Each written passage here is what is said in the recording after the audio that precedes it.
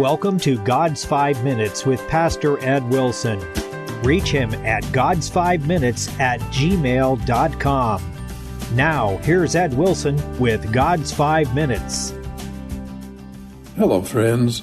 Philippians 1:9 reads, "And this I pray, that your love may abound yet more and more in knowledge and all judgment, that ye may approve things that are excellent, that ye may be sincere and without offense till the day of Christ, being filled with the fruits of righteousness which are by Jesus Christ unto the glory and praise of God." Friendship is at the top of all human passions.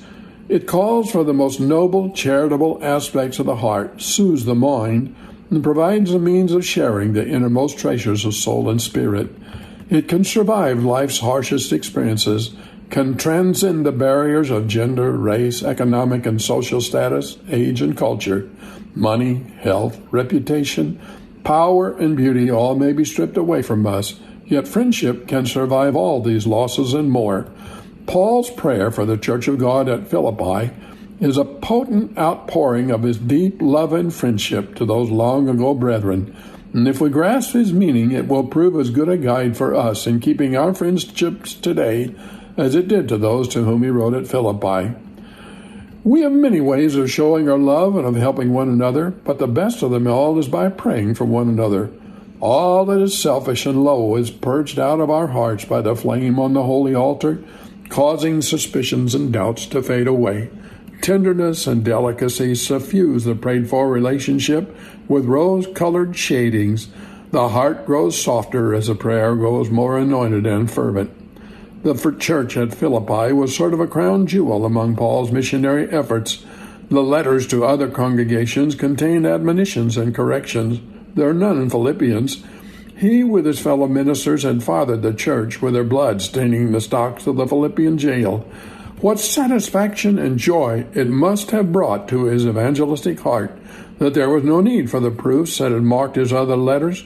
The entire missive is a fountain, pouring a holy stream of deepest affection, approval, appreciation.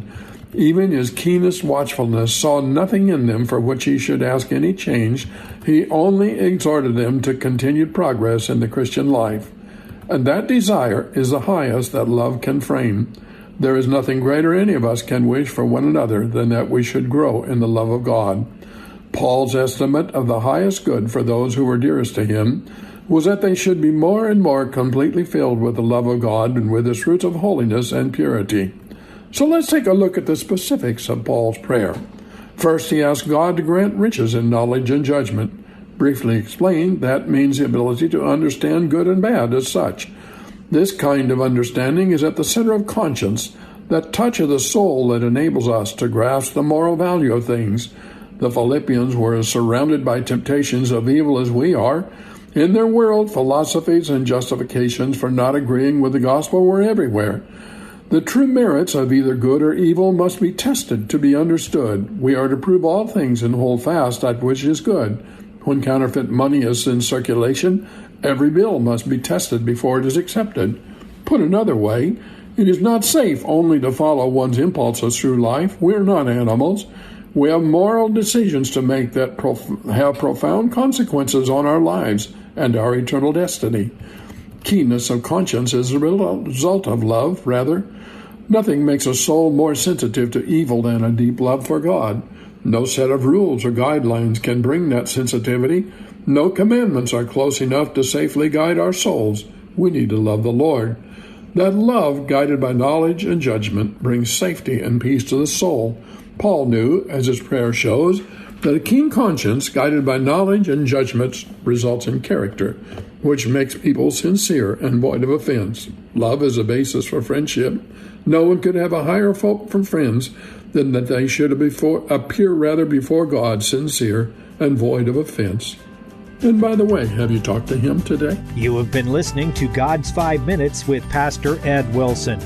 Reach him by email at godsfiveminutes@gmail.com. Tune in next time to hear more encouraging thoughts from God's Word on God's 5 Minutes with Pastor Ed Wilson.